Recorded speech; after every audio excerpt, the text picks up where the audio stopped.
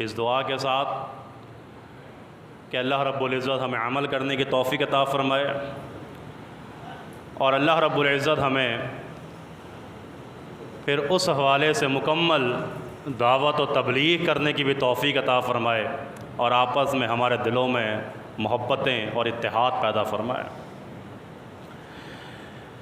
جب ایک صف میں کھڑے ہونے والے نمازیوں کے درمیان اتفاق نہیں ہوگا، پاؤں سے پاؤں ملے ہوئے ہیں لیکن دل میں ناچاکیاں ہیں، 5 وقتہ نماز پڑھتے ہیں ایک ہی مسجد میں ایک ہی صف میں، لیکن ایک دوسرے کے ساتھ بغض ہے، کینہ ہے، غیبتیں ہیں، تو جب اتنے چھوٹے پیمانے پہ یہ حال ہے تو پھر بڑے پیمانے پہ تباہی تو ہونی، پھر بڑے پیمانے پہ بربادی تو ہونی۔ ایسی مثالیں ہمارے سامنے موجود ہیں کہ صف میں کرسی کہاں رکھنی ہے، میں یہاں رکھوں گا، وہ کہتا ہے تم وہاں رکھو گے، اور اس کے اوپر مسجدوں کے اندر اختلافات اور جھگڑے ہو رہے ہیں۔ اللہ ہم سب کو محفوظ فرمائے، اللہ ہم سب کو ہدایت نصیب فرمائے۔ تو پہلی بنیادی وجہ تباہی اور بربادی کی وہ توحید میں شرک کی آمیزش ہے، بنیادی پہلی وجہ توحید میں شرک کی آمیزش۔ توحید اللہ اکیلا ہے، اللہ یکتا ہے، اللہ تنہا ہے، اس میں شرک کی آمیزش کہ ہمیں اللہ کو کس انداز سے پکارنا ہے، اللہ کو ڈائریکٹ نہیں پکارنا، اللہ کو براہ راست نہیں پکارنا، اللہ کو وسیلے سے پکارنا ہے، اللہ رب العزت تک پہنچنے کے لیے ان سہاروں کی ضرورت ہے۔ یہ توحید میں شرک کی آمیزش،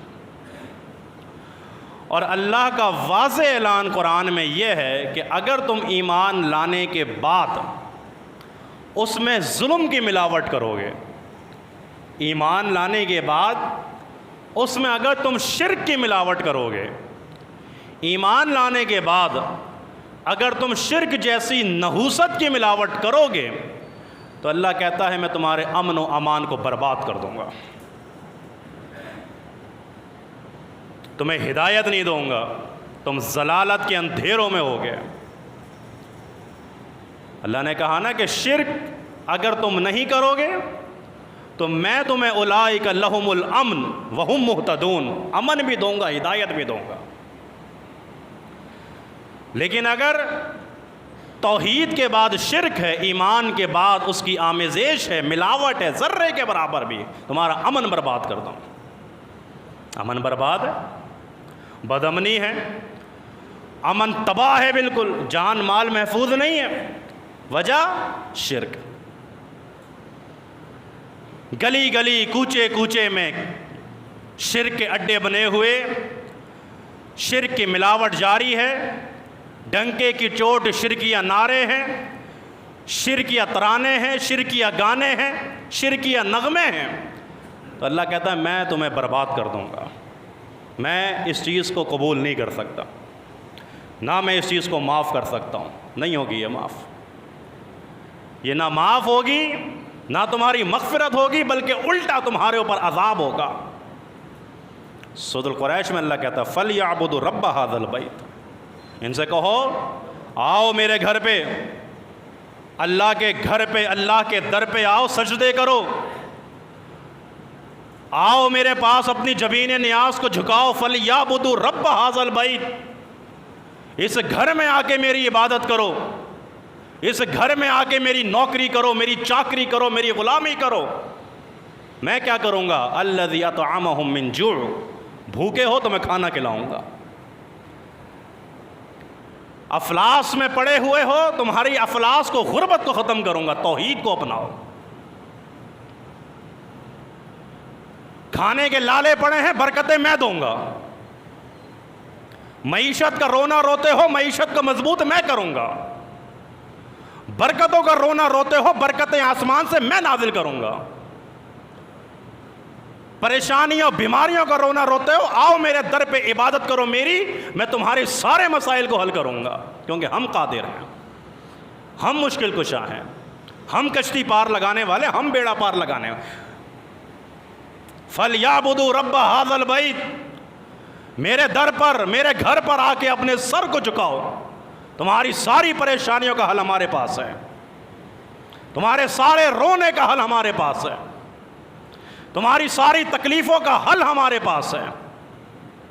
در در جاؤ گے، ذلیل ہو جاؤ گے، خوار ہو جاؤ گے، ہم برباد کر دیں گے تمہیں۔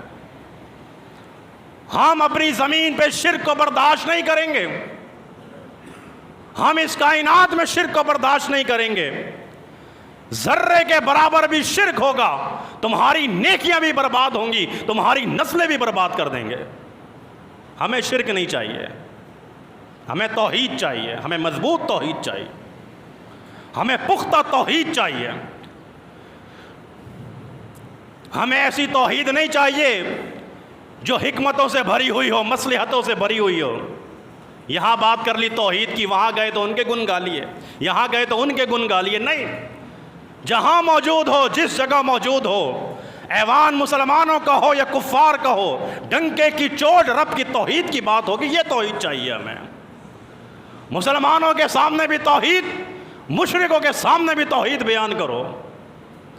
ڈرنے اور گھبرانے کی ضرورت نہیں، مولا ہم ہیں، مددگار ہم ہیں۔ تمہارا عقیدہ یہ ہونا چاہیے کہ حسبنا اللہ و نعم الوکیل، نعم المولا و نعم النصیر۔ ہمیں کسی سے گھبرانے کی، ڈرنے کی ضرورت نہیں۔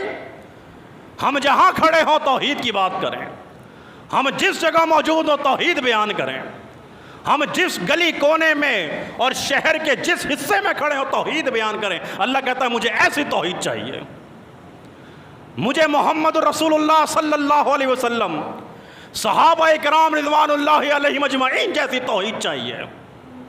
وہ 360 معبودان باطلہ رکھے ہوئے، اس کے باوجود نبی نے کہا لا الہ الا اللہ، نہیں مانتا ان کو میں، یہ جھوٹے ہیں، یہ باطل ہیں، یہ گندے نظریات ہیں، یہ گندے عقائد ہیں، میں اس کی ترویج کرنے کے لیے نہیں آیا بلکہ اس کا خاتمہ کرنے کے لیے آیا ہوں۔ ہمیں ایسی توحید چاہیے۔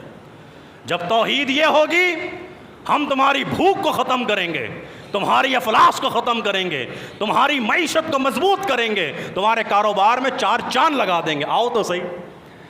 فَلْيَعْبُدُوا رَبَّ هَذَا الْبَيْتِ، نبی رحمت صلی اللہ علیہ وسلم نے جس توحید کی تبلیغ کری، ہمیں توحید وہ چاہیے جس توحید کی خاطر بلال تپتی ہوئی ریت پہ لیٹے، ہمیں وہ توحید چاہیے۔ جس توحید کے خاطر میدان بدر سجا، ہمیں وہ توحید چاہیے۔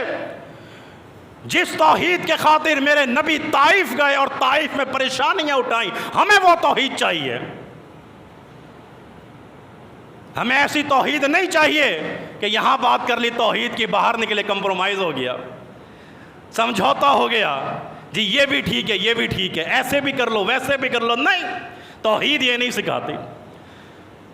توحید آپ کو بہادر بناتی ہے، توحید آپ کو جرأت سکھاتی ہے، توحید آپ کے اندر دلیری پیدا کرتی ہے، اور جب یہ توحید دل سے نکلتی ہے انسان ڈرپوک ہو جاتا ہے، بزدل ہو جاتا ہے، کمزور ہو جاتا ہے۔ اور کمزوری پوری امت مسلمہ میں موجود ہے۔ کیوں؟ توحید وہ نکل چکی ہے جو توحید ہمارے دلوں میں ہونی چاہیے تھی۔ قولوا لا الہ الا اللہ تفلحوا، میرے نبی نے ایسے ہی نہیں کہا تھا کامیاب ہو جاؤ گے۔ عرب و عجم تمہارے قدموں میں ڈھیر کر دے گا اللہ، کامیابی اور کامرانی تمہارا مقدر بنے گی، عروج اور بلندیاں تمہیں حاصل ہوں گی، لیکن توحید وہ ہو جو اللہ کو مطلوب ہے۔ تو آج اگر کمپنی خسارے میں ہے، اس کا مطلب یہ ہے کہ توحید کمزور ہو گئی ہے۔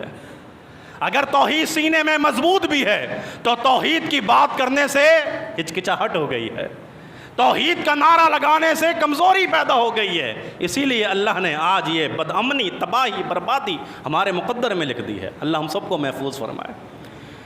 جہاں بات کریں بھائیوں دوستوں، جہاں کھڑے ہوں، برادری ہو، عزیز و اقارب ہوں، دوست ہوں، کمپنی ہو، فیکٹری ہو، آفس ہو، اگر شرک کی بات ہو رہی ہے، میرا اور آپ کا فرض بنتا ہے کہ رب کی توحید کو بیان وہاں کیا جائے اور ڈنکے کی چوٹ کیا جائے۔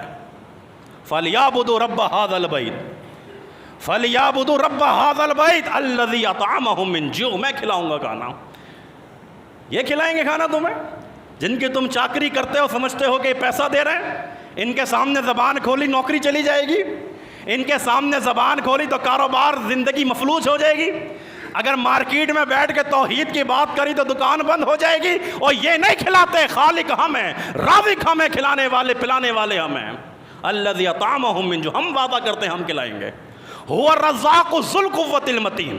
ہے کوئی ہم سے پاورفل ایسا کہ جو رزق مہیا کرنے والا ہو؟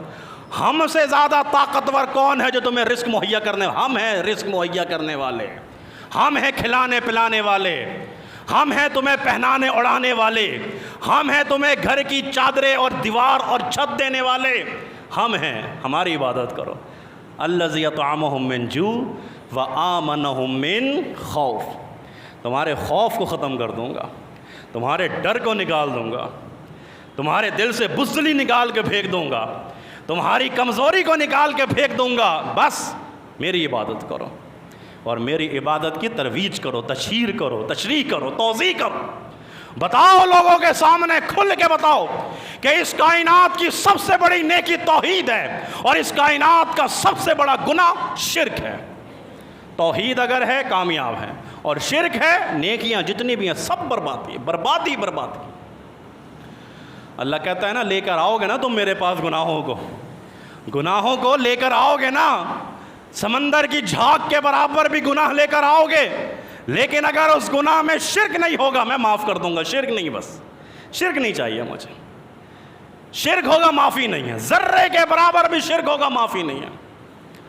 تو اللہ کہتا ہے کہ فَلْيَعْبُدُوا رَبَّ هَذَا الْبَيْتِ. اللہ کہتا ہے اولئک لَهُمُ الْأَمْنُ وَهُمْ مُهْتَدُونَ. ایمان لانے کے بعد شرک نہیں کرو گے, امن بھی دوں گا, ہدایت بھی دوں گا, معیشت بھی مضبوط کروں گا اور تمہارا خوف بھی دور کر دوں گا.